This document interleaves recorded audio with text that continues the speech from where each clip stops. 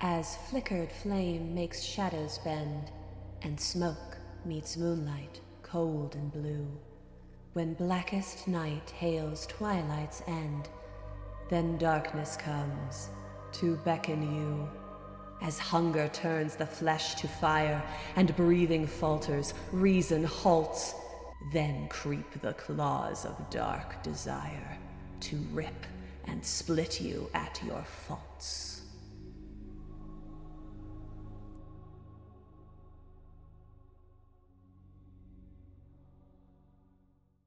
The Fairest Festival is successfully completed. Gus has informed you that he will stay in Pale Gleam for at least the next couple of days to get a full sense of the situation here and to monitor Emrishka.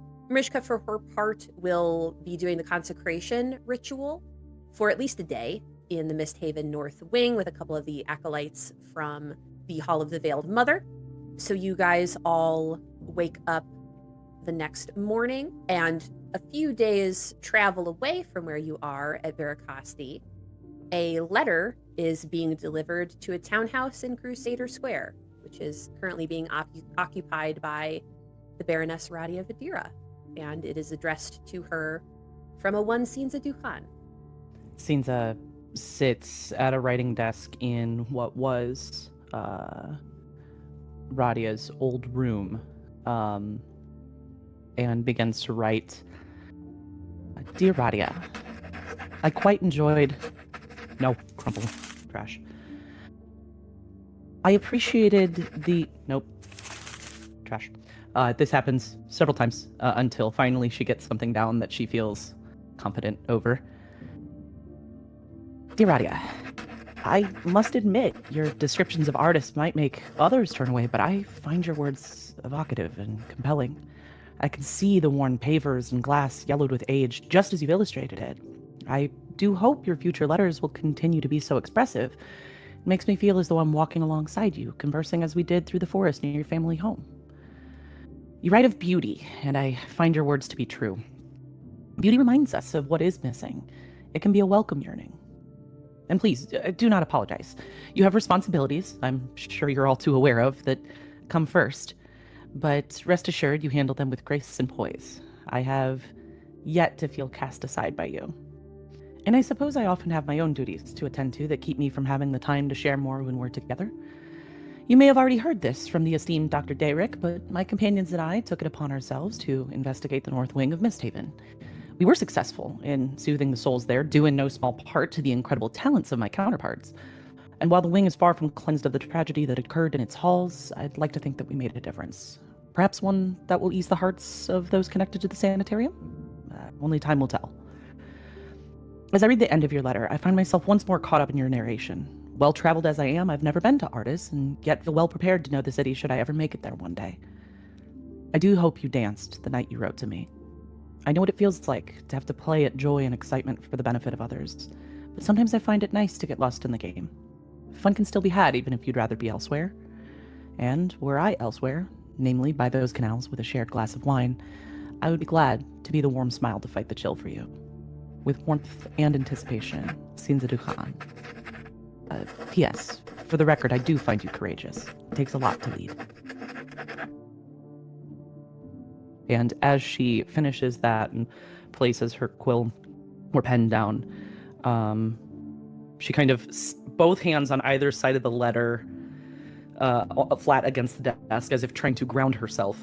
Takes a deep breath in, deep breath out, and goes, good enough. Folds it up, and as she's about to slip it into some sort of envelope that she can place a seal on, she pauses and fetches the perfume that was gifted to her, and kind of looks between the two. I'm not sure that she's ever she knows what to do. She's just never done it herself, and she kind of spritzes the air and a little unceremoniously waggles the paper through it so as to not spray it directly. Like, okay, well, tucks it in, places the seal on, and has it sent out. Perfect. And now that a couple weeks have gone by, has the impulse that Sinza had to disclose the truth about what you are doing here in Vesperholt? Has that died down or gone away? There was no indication in the letter, which makes complete sense. It's not necessarily something you want to write down. But where are you sitting now on that scale? It has turned into an ulcer. It is eating her alive. I think that there's no world in which, like, even if she is dying to tell her, not only is this something that should be said in person where body language can, I guess in her mind, prove that she means what she says. Also, she's not stupid enough to write down their plans. Should something get intercepted at some point, she's not foolish enough to do that. So no, in no world would she ever write that down, but every time she thinks about contacting Radia or seeing Radia, I think anticipation is the part of why she signed the letter with the word anticipation is twofold. One, she does look forward. She greatly anticipates Radia's return and does want to spend time with her more. But anticipation can also be a negative thing. You can anticipate a blow. You can anticipate a smack in the face, and I think that's what she's waiting for. It's the other shoe to drop. She's both terrified and excited, and it's like I said, I think it's just an ulcer now. I think she just has a constant pit in her stomach that she's never not thinking about it. And for the rest of our party, how does the morning find you after the festivities and the merriment of the day before? I think Thistle goes to check on Morrow because she's not sure she's seen anyone that drunk before. I think when you get too close to her, she is going to her head's pounding. She doesn't feel good. She's not completely conscious yet. Thistle is leaning over your bedside and she just gently brushes the hair out of your face that fell in while you were asleep.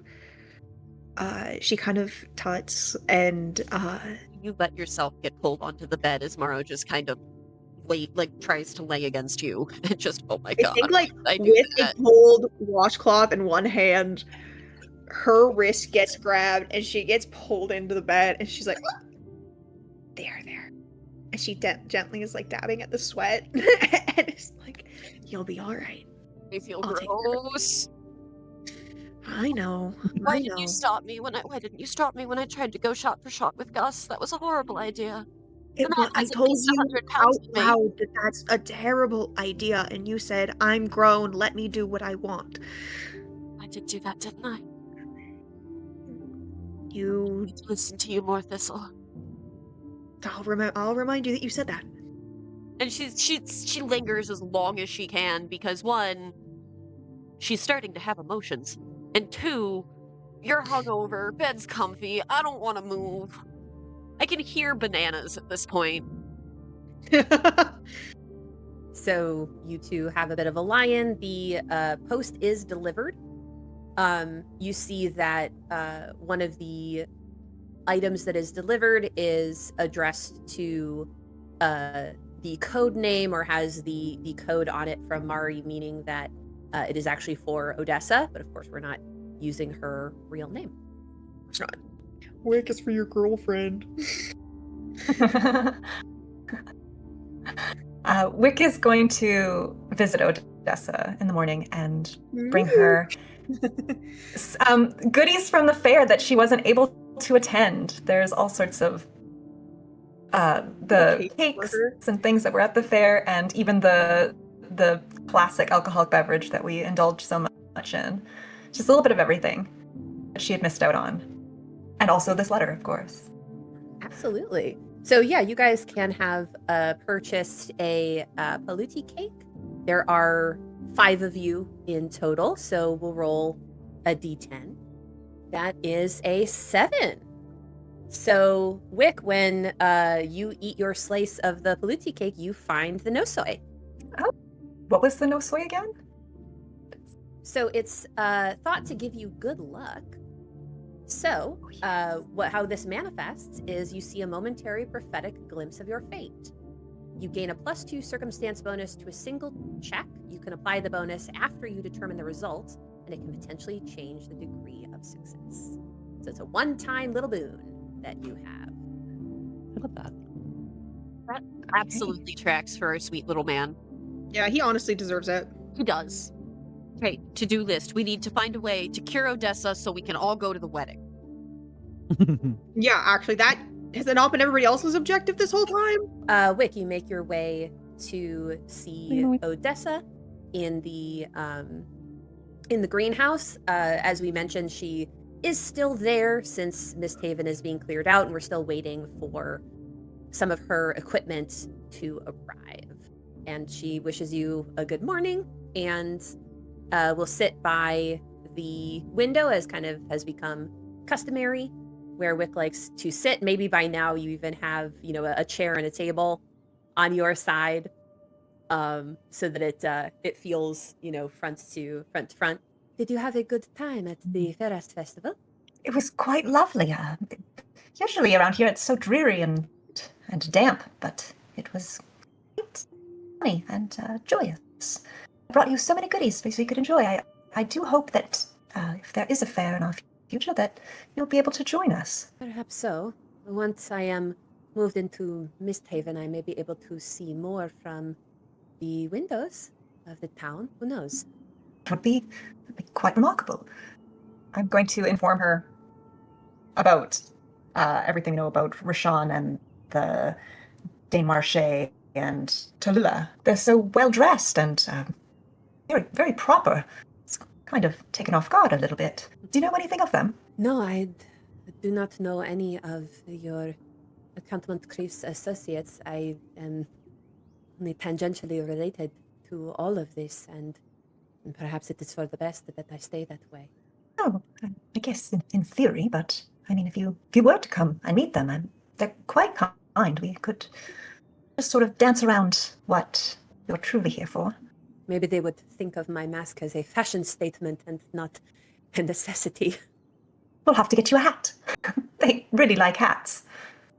A letter came for you all. I've put it in the basket. Oh, yes. Let us take a look. Oh, it looks to be from Mari. Maybe an update on my equipment. And she will open the letter and read over it and starts to frown. What's wrong? Is it bad news? Mari has informed me that she cannot get one of the reagents I need without drawing too much unwanted attention. Ugh. I was so spoiled in Arab, everything I could ever want was at my fingertips. Oh, what seems to be the dilemma? After all, I'm very good at obtaining things without drawing too much attention. I believe you on that one, yes. Are you familiar with Quicksilver? I've heard of it, but I'm not entirely sure its properties. Quicksilver is extracted from an ore called cinnabar by releasing the quicksilver as a gas and then condensing it back into a liquid. But what I need is the cinnabar itself, which is really only bought by people who make quicksilver, so she is not able to get it for me. It sounds very important. Is there anything that we can do to help? Well, I guess I shouldn't offer up my counterparts without speaking to them, but... No, it is vital in creating the artificial lazurite. Usually cinnabar is found in old volcanoes. The Beria Mountains in Tuvia were full of such mines, but here we would be lucky to find one active mine, and the output is probably already spoken for. Cinnabar mines themselves are very dangerous. Gas leaks can cause massive loss of life, so we might be able to locate one which was shut down. From one tragedy to another. Must we be the benefactors of slaughter? These things happen. It's not anything to dwell on. Something I always think of and comes up often in our travels where we talk about the difference between the lifespan of an elf versus that of mine, having quite a small lifespan. We simply cannot dwell on things from our past. I suppose you are right. Yes, you would have to source cinnabar as one would looking for a mine. I believe it could be doable. I have a question. The mask that you use, would something like that be of helpful in retrieving the cinnabar? Yes, if you are going into a mine which has suffered a gas leak, yes, you would need some kind of rebreather to confirm that you would not be inhaling the poison yourself. They are available. Usually, dwarven manufacturers make those. If you're comfortable with it, I shall look into seeing if there's any mines nearby that suit the mineral of the cinnabar. We will need it if we are to continue. We do have a little bit more time. It seems that my supplies will come in another week or so, so I wouldn't even be able to start production till then. So if we can secure this missing reagent, I should have everything ready and go into production as soon as we have everything else delivered and set up. I'll see what I can do for you. I would like to see you out of the greenhouse and into a new space. I'm sure you could use a different view. I am looking forward to being tall, up high. I miss my tower at times. I had such a view of the city. To have that again is something I am anxious for. I look forward to hearing of your success. And I will provide some things for you. Once you tell me where you're going, I can make some potions or some elixirs for you that might help you on your journey. Fantastic. I am a man who loves his potions. Indeed. Though from what you have told me, they do not always love you back. Sometimes the labels are a bit lose their stick, fall off in the bag. My cousin means well. Sometimes you just get what you get. It would be lovely to get some potions from you. I'm sure they all are not past their expiry dates and all do exactly as they're supposed to. Quite fresh, everything I make, yes. I'll leave you to it, and I'll see what I can do.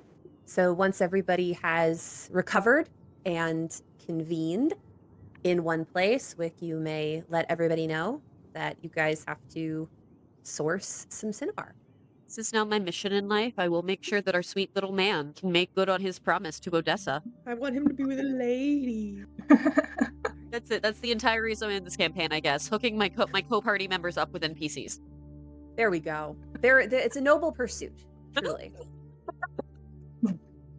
In Scene's case, quite literally. Noble. Waka waka.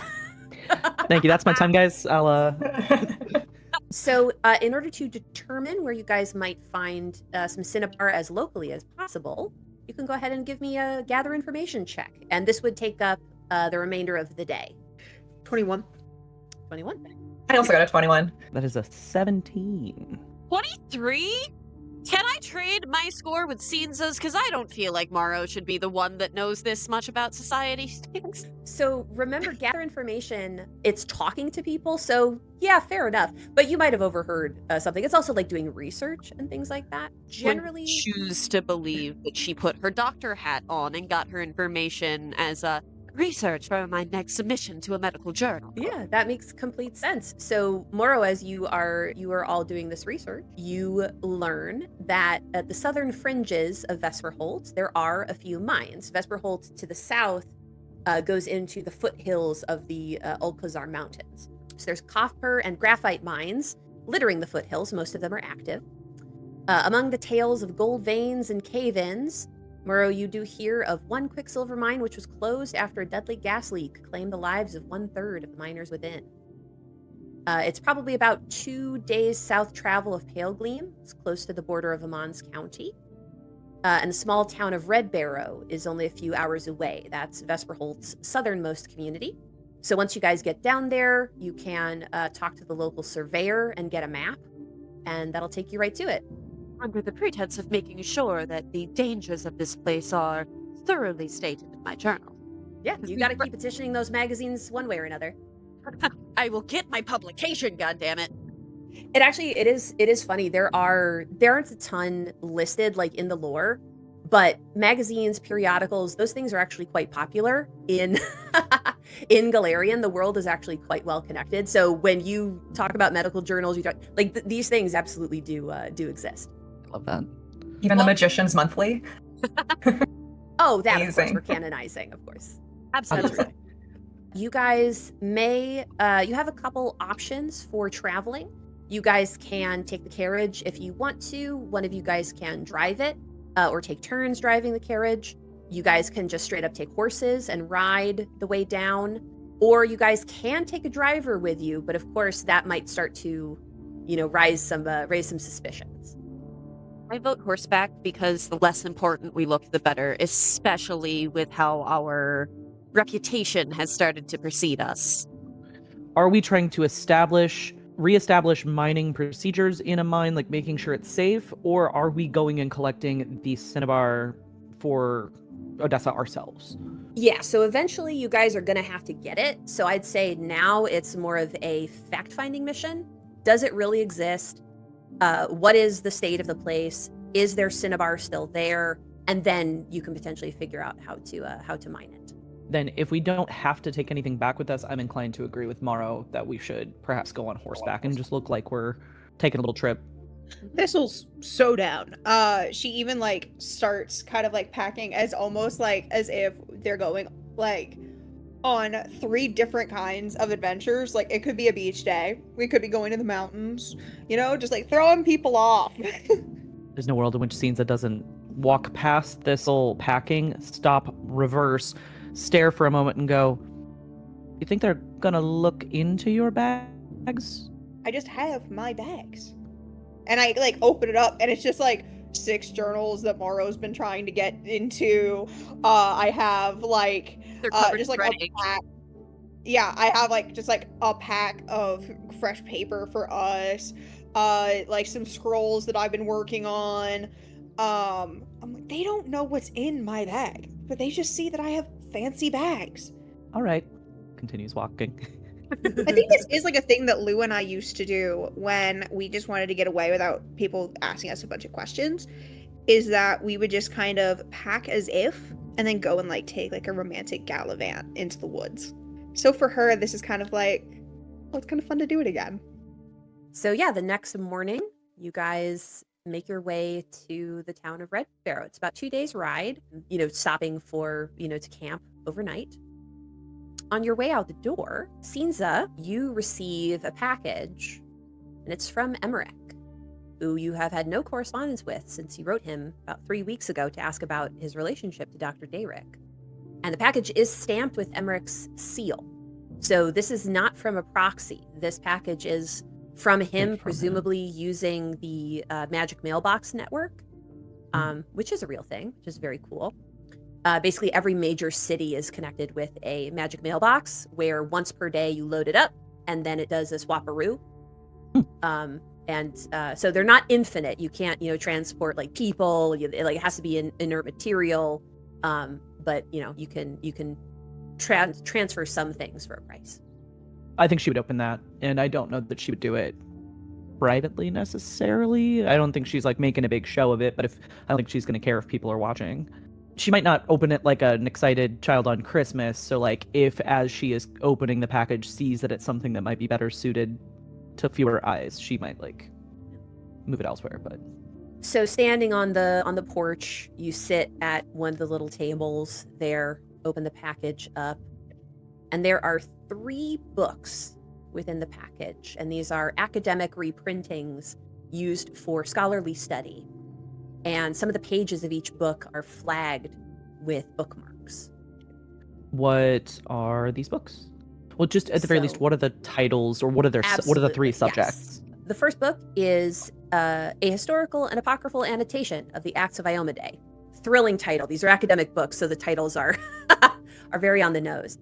The next book is Epic Poems of the World, and the text itself, the Acts of Iomedae, is the religious text of the Church of Iomedae. So this is an annotation of that book through a historical and apocryphal, meaning like stories that people believe are analogous to the time, but were not included within the official religious text. So this is like, and the third book is Under the Tyrant's Eye, an oral history. If she has time to, while waiting for everybody to get ready right before we go, she's not going to spend the time to read through it necessarily, but I think she would open up to maybe the first bookmark in that third book. Yeah, Under the Tyrant's Eye, specifically. Okay.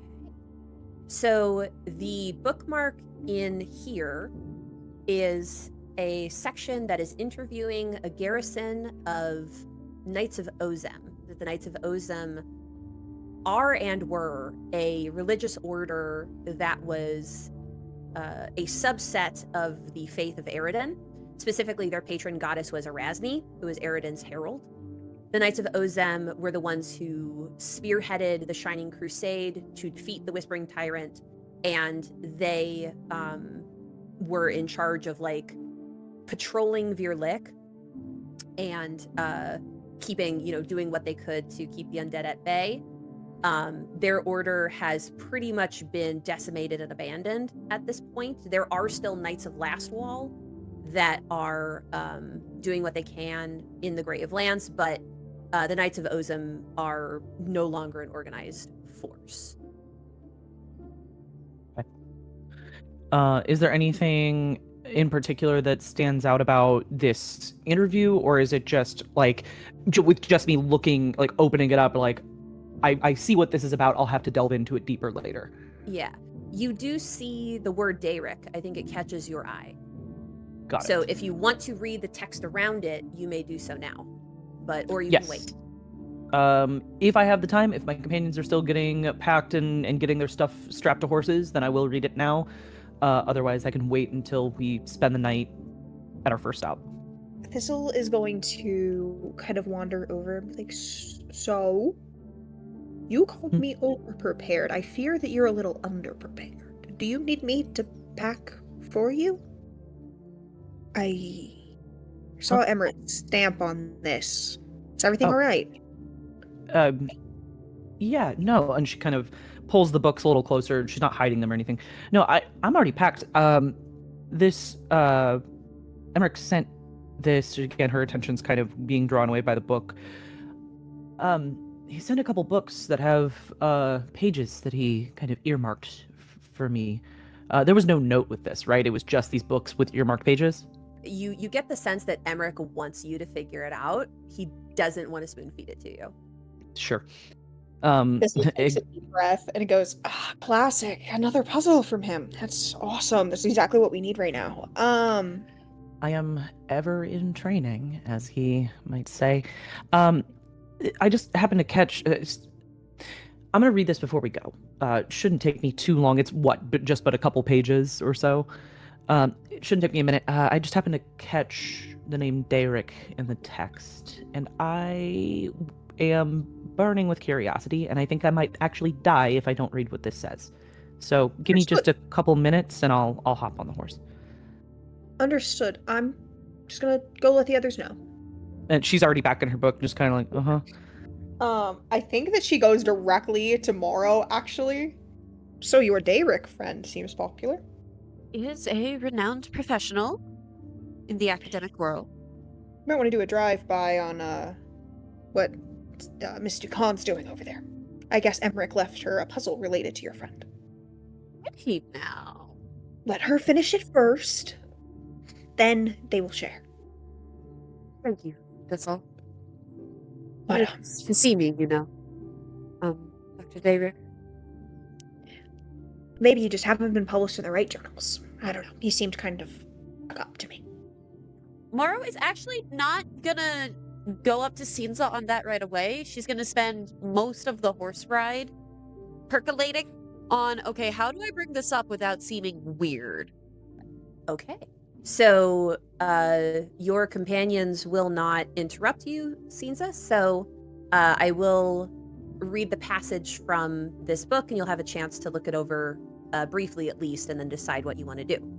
So this book was published in 4028, like 100-ish years after Charbafan was defeated. So it's essentially an oral history of the 600 years of undead rule in Ustalav and the Holds of Belkzen.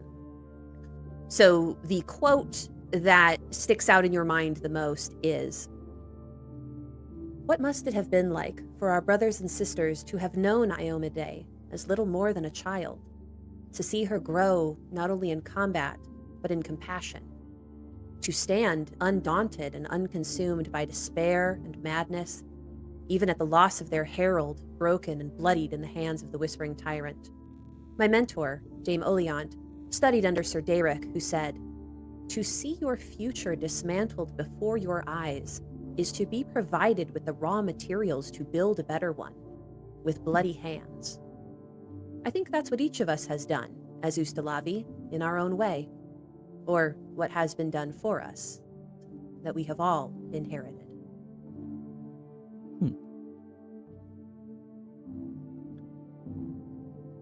Yeah, I think she closes the book. She's going to take those three texts and put them in her saddlebags, because I think they've been given to her. They might be relevant. She should take them with, and she's going to mount up. I think she's going to ruminate on it for a while. So it is 2 days ride. You guys make your way out of Pale Gleam and then start heading south through sparse forest and into the foothills. You pass the occasional guard barracks and way station. You see birds of prey circling overhead. There's a shepherd driving their herd towards Pale Gleam. There's a large wagon of potatoes that passes you, and there's 2 dwarven children sitting in the back. They're kicking their stumpy little legs, and they wave to you as they go by. And after the first night, you guys are able to make camp along the road. And at that point, yeah, if you'd like to read the other 2 pages, you may. Or the other 2 books, you may. Yes. I would like that. Perfect. Which one would you like to read next? Given that Iomade was mentioned in Under the Tyrant's Eye, I think I would go to that one next, just as a logical through line. So this book was published in 4317. The year is 4724, so do the math on that. The section of the book that is bookmarked for you details the 5th act of Iomade. And the 5th act of Iomade is the defeat of the General Erun Hell, who was a Moog, which is a kind of undead that's essentially a skeleton with its guts inside. They are nasty, nasty creatures. And that act is what is depicted on the fountain outside of Vidira Manor. That occurred, that was the climax of what is known as the Battle of 3 Sorrows. The Battle of 3 Sorrows is also where Erasni's dead body, this demigoddess, the Herald of Eredin, was thrown at the feet of the Knights of Ozem by the Whispering Tyrant. The Knights had called Erasni down and bound her to their will to help fight in the Shining Crusade. And that was the lowest part of the battle. And then from there, Iomade, who was a Knight of Ozem at the time, immortal, and quite young. I think at the time she was 26 when this happened, but she had been with the Knights of Ozem since she was 16. And so from that heartbreaking loss and that, world-shattering display of power from the Whispering Tyrant, Iomade was still able to drive a mortal blow to the forces of the undead and to rally the Knights of Ozem and to keep them from, as was mentioned in the oral history, succumbing to despair and madness. So there's a story, this apocryphal story depicted within this section of the book. After the body of Erasni was thrown down in front of the Order's horses by Tar-Bathon, a young squire referred to as Dawnsilver approached the body, anointed himself with Erasni's blood, and carried her out of the battle on a fallen knight's horse, cutting through the undead horde in a golden line referred to as Grief's Arrow, which no undead was able to cross for a full 3 days, helping the army of man organize and regroup. Dawnsilver falls out of the historical record at that point, presumed fatally wounded from accomplishing his task, which calls the entire story into question.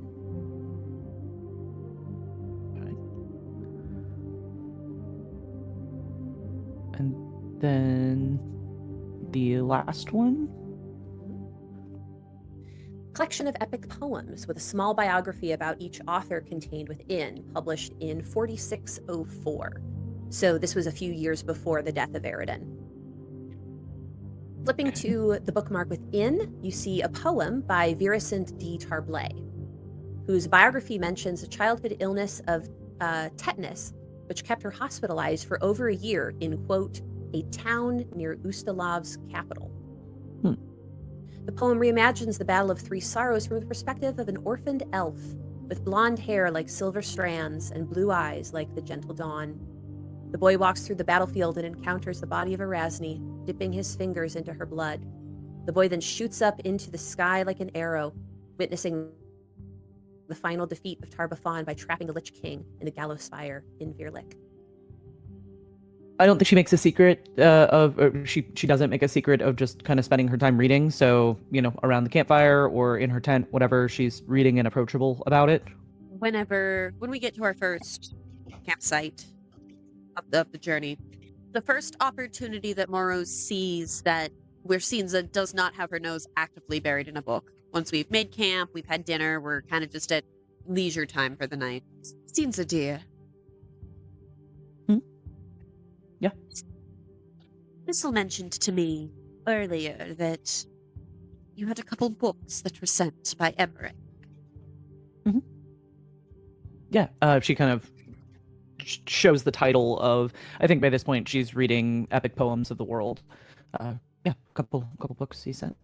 She mentioned that Dr. Daeric was in one of them in some capacity. She wasn't very clear on that. Well, I don't want to disappoint you, but the book isn't entirely clear on it either. And she, throws a bookmark in the one she's reading and sets it down, shuffles through some stuff, pulls Under the Tyrant's Eye, flips it open, points to Sir Daeric's name in the text. I mean, this is the only mention that I've seen, but I haven't really explored the books beyond what Emmerich flagged for me. So there is that. If he opposed to me, and she's going to kind of motion at the book, asking to read it. Sure. I think she hands it over. She don't think she sees any harm in that. Thank you, Cinza dear. I have a lot of thinking to do, given recent events, and this will be very helpful. Sure. Above table, this book was published in a time period where it absolutely could be the same Daeric, yeah? So the oral history was published 100 years after the fall of the Whispering Tyrant. Yes. So the person talking was trained by somebody who studied with Daeric, a Sir Daeric. Yes, that's what. So the implication is that Sir Daeric was, and the quote that is attributed to them implies that they were at the Battle of Three Sorrows, which lines up with the rumor that Daeric is 1,000 years old, because he would have to be. Yes. To have actually been there, yes. Okay, that was what yes. Perfect. I think Tomorrow we'll read this cover to cover. I think Cinza brings up the timing, and it's not an impossibility that there are more than one something Daerics out there in the world, but it just seems a little convenient for Emmerich to find me a book that mentions a Sir, not Dr. Daeric, and from a time period he is rumored to have been alive for. So maybe this will be better in your hands than mine. This is clearly something he wants me to figure out for myself, which is obnoxious, but here we are. So the more the merrier when it comes to helping figuring out whatever it is he wants.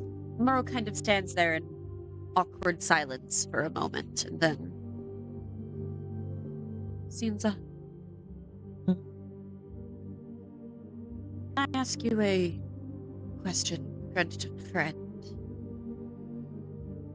Just out of curiosity, what would happen if I said no?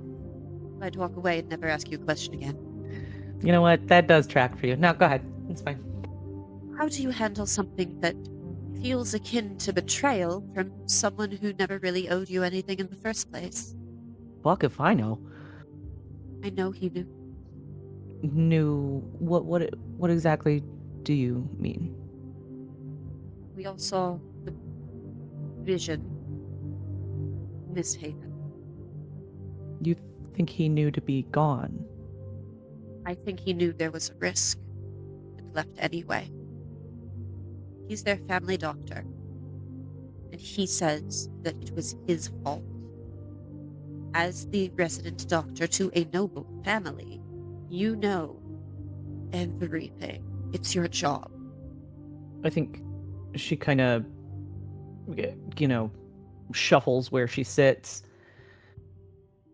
Well, I'm not going to pretend to know what it's like to have other people's lives be your responsibility. That's more your thing than it is mine. But have you felt responsible when you've lost a patient before? I don't mean to ask this question to bring up bad memories, but it just seems to me that he could just feel extreme guilt because if he'd been there, he could have made a difference. He feels as though it's his fault, even though it's really not. I'm just playing devil's advocate. I appreciate it. That's what I did before, but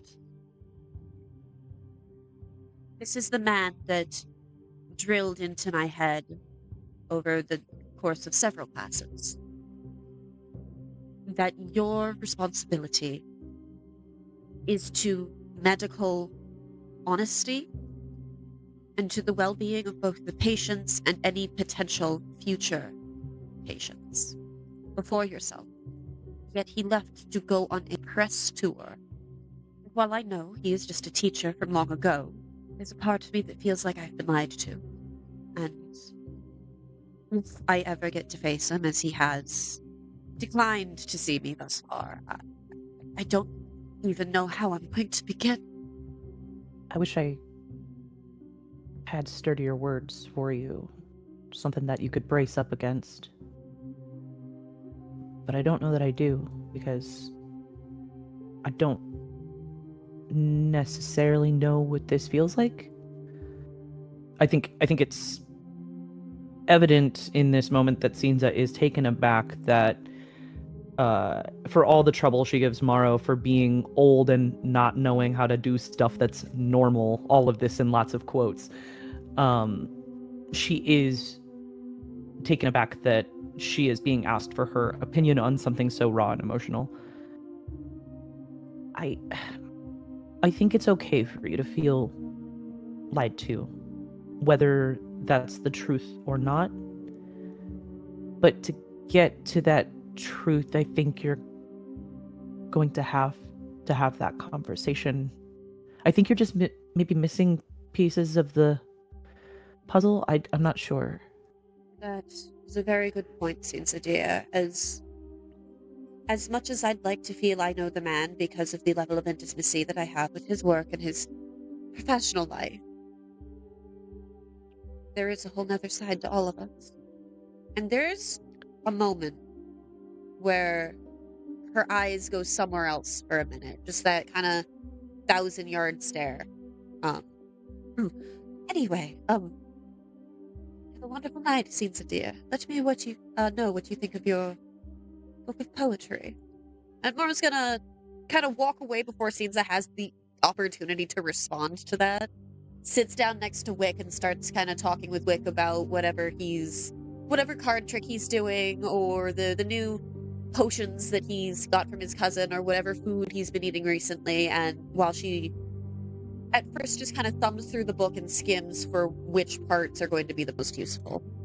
And Wick kind of is not really in the know, and he thinks that you guys are still just reading Thistle's books. And you're like, really into it. Deep conversations are being had. So what I'll say, Morrow, flipping between these books and I think interacting with Wick a little bit, who has so much compassion and has so much empathy for others, I think it starts to turn your mind a little bit and placing yourself, as Thistle said, history rhymes. You've lived long enough now where you've started to see it. You think about Iomade, this young human woman who devoted her life to defeating undeath, and how much danger and how much sorrow and strife that she went through, and how her fellow soldiers, her fellow knights of Ozum, essentially watched her grow from a child into a woman, and seeing Erasne, who was once a human woman, elevated into demigoddess status, be thrown down and broken in the dirt by the hands of the Lich King. And seeing Ayana born and give birth at such a young age, Scenes' age, and then lose her son and not be there, and then see Radia born, her twin across time, and lose her father, and lose her mother at the age of 8, and her father just recently. The ripple of time, the repetition of time, these young, brave, resilient, terrified women just keep coming up again and again in Daeric's story. And it all started, potentially, if the rumors are to be believed, at the Battle of Three Sorrows. Morrow will make specific notes of that in the journal and just, Daeric is as old as he says. It is not guaranteed, but it is possible that he, for lack of a better verbiage, doctored for most of them.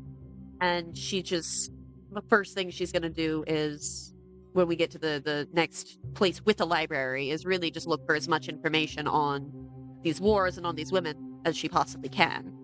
But as she settles into her camp for the night, she is going to sit down and say a prayer to Shaika. Lady across time, I know you have me here for a reason. I know that I have been told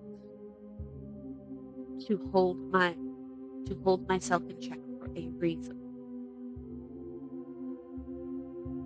Please don't make me sit back and watch something else happen to another one of these women. Protect Radia. Please let me protect Radia. Let Simsa protect Radia. Tell me why I'm here. And I am going to hazard a guess that there is silence in response. Your goddess rewards patience. And while there is no response in the night, and you resolutely close your eyes and commit yourself to rest, in the morning when you awake outside of your tent, a flower has grown, similar to the pewter flower that you carried and gave to Captain Kai, and you know it was not there before. Well, with patience it is, and patience it must be. At least she's listening.